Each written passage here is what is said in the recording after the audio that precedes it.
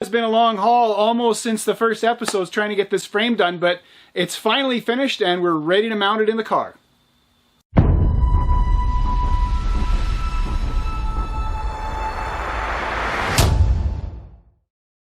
Okay, so everything that we've got done up on the bench now is finished, and there's not much more that we can do. So brake lines are in, everything's been primed and painted, everything's been measured and tested, so there's nothing left to do really but get the frame in the car.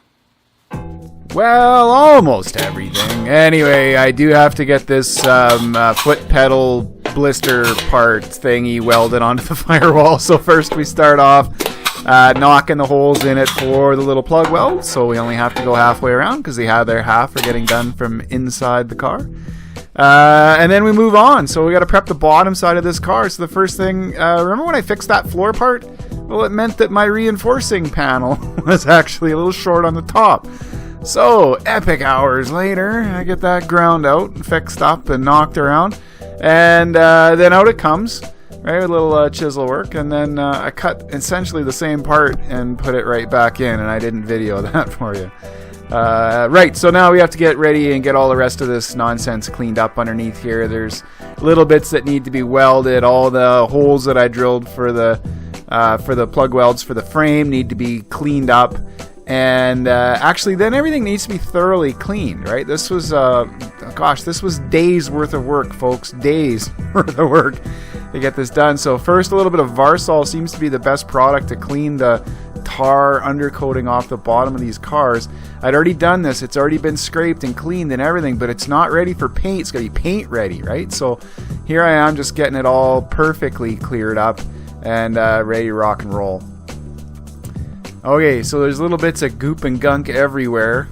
Those all have to get cleaned off. There's no point in painting over that kind of nonsense. So I'm just, making sure everything's good here, every little detail.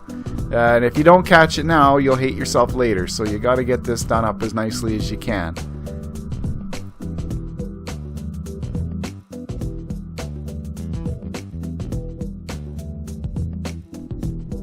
Okay, then it's on to making sure that all of the edges of the panels have been dressed, everything else has been tidied up. All the welds have been sort of ground back and then sanded so that they're nice and prepped and ready for paint. All these other little areas where I've been working in and around need to get prepped and ready for paint. So that just, I don't know, this just went on kind of forever. Okay, in this section, I just want you to watch this piece of the floor and how much it moves. Like, there's a lot of flex in that floor right now. It becomes significant when I go to weld this thing in. Like, watch it move. Holy cow. It's all over the place.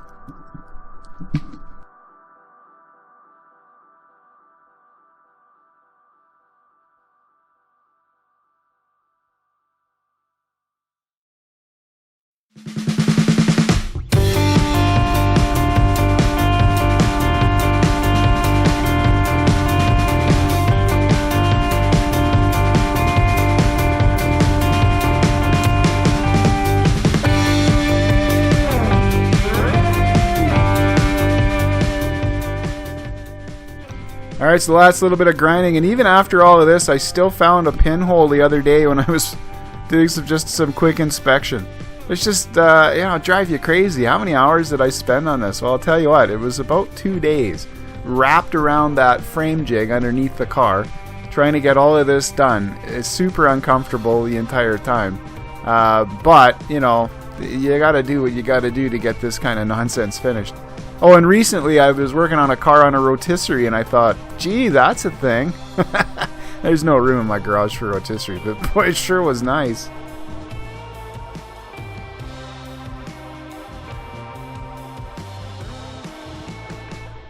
Okay, so now I've moved on to the DA sander, so this is the final stage where I'm just getting some of that the red primer that's on there. Some of it's factory original and some of it I put there.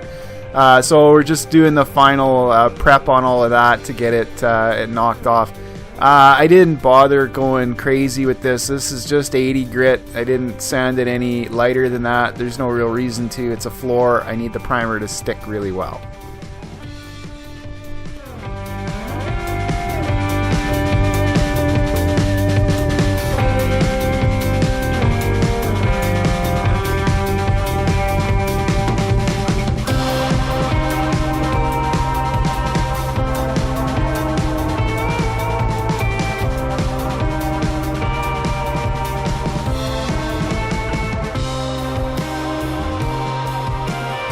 And with a final wipe, we're just about ready to go with the paint.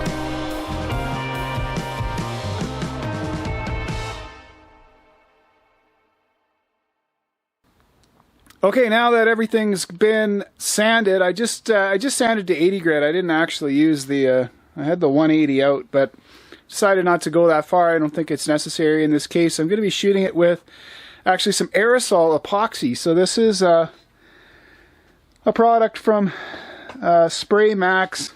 It's a 2K epoxy primer. There you can see the part number on it. I don't even know if this is... I know it's still made, but it may not be. This one's about 3 years old, which is right at the limit for how long you should have this stuff in your garage.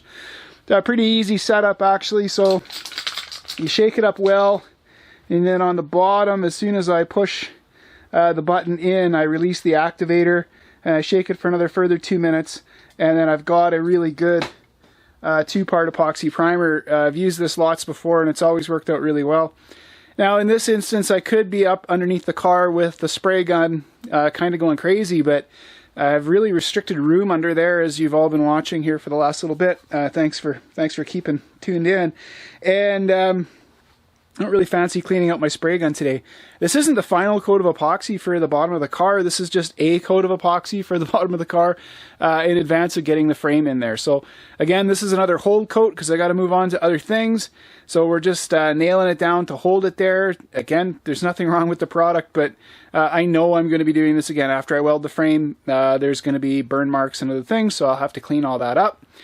And once all the rest of the car is built, it'll get a final coat of epoxy, and then we'll bed liner up the bottom. So still a long way to go. So this is again just a hold for those areas that I can no longer easily paint once the frame is in place. Right, so I'm going to get going. I'm going to smack the activator into this and then hose on the primer.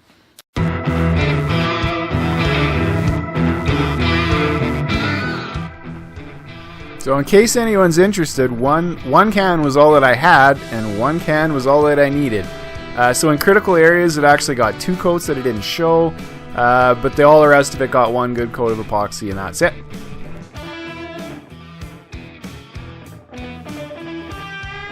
Alright, just getting the tails of the frames ready to go.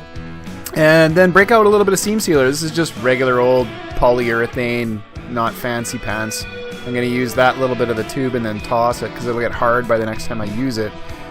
So anyways, that gets everything sealed up on the underside, and then clean the junk off the bench and get the suspension stuff all ready to mount.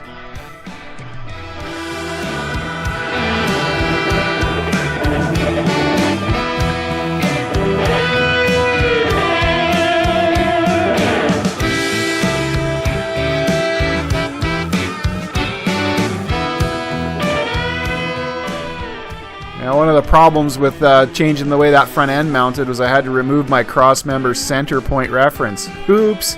Anyway, out comes the bed sheets. I get a little hand from a friend, and up and under the frame goes. Actually, not too bad this time. I was fully prepared for this to be a long epic with more ranting videos of how things didn't come out square, but it actually went up and in pretty easily. So I was excited to see that actually worked as planned for a change.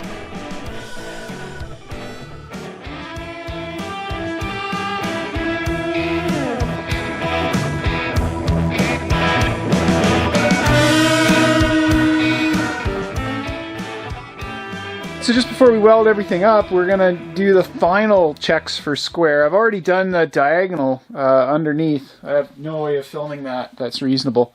But I just thought I'd point out how I've done this. So I've squared the machinist blocks here, these 1, 2, 3 blocks to the edges of the frame, here and here. And on the temporary cross member, we've scribed a middle line as accurately as we can. So there's going to be little bits of, I don't know, all over the place, but it's not too bad. And if we check it here, side to side, and we look real closely at it, and I'll zoom in a sec, it's pretty much dead on. So I'm happy enough at this point to now declare that the frame is in, and we've done all the surveying we can on it. So I think it's time to weld it up. So trying to be as careful as I can. There you can see we're about a 32nd of an inch, under 12.5. Now the front of this rail pinched in a little bit. I'm not too sure how it did that, given that I've got a piece of 2x3 box section in here, but just a hair. And on this side here, have a look. I mean, for all intents and purposes, it's exactly the same. All right, now I've checked the diagonal to various suspension points, and it's good. So we're happy there. I'll take you in and show you inside. Here we are inside the car. This is just the passenger side. It's just a little easier to show because I still have the floor in the driver's side, so I'll have to take that out in just a second. Okay, so you can see, we look down. This has been the hole that I've been going for, right? So we're pretty much centered with each one of those holes has frame in it, all of them. So that's what we're seeing. Same thing on the other side. Each one of those little flecks of white shows me that I'm in the right spot. Plus all the measurements did work out.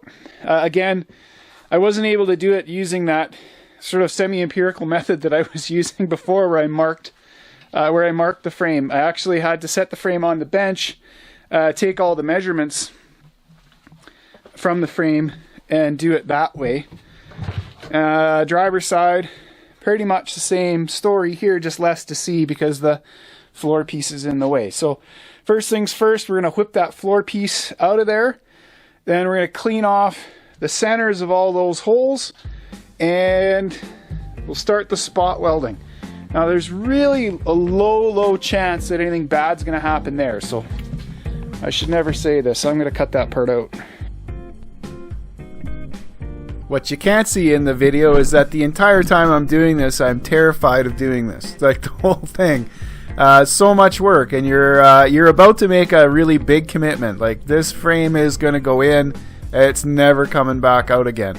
So out comes that flat bottom drill, doing the cleaning out work there on each one of those holes, which I had to redo a couple of times, but get them all nice and clean, because this isn't weld through primer, it's epoxy, so it does not support welding in any way, shape, or form. That flat bottom drill works pretty well.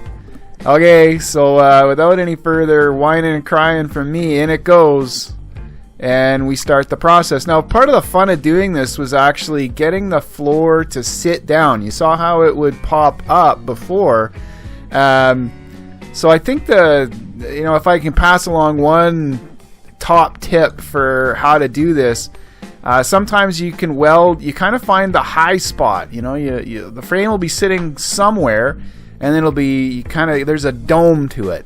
You sort of find the high spot in that dome, and you try to nail it down, right? You don't try to work kind of one way or the other. You end up with all kinds of buckles and ripples, and that never looks very good.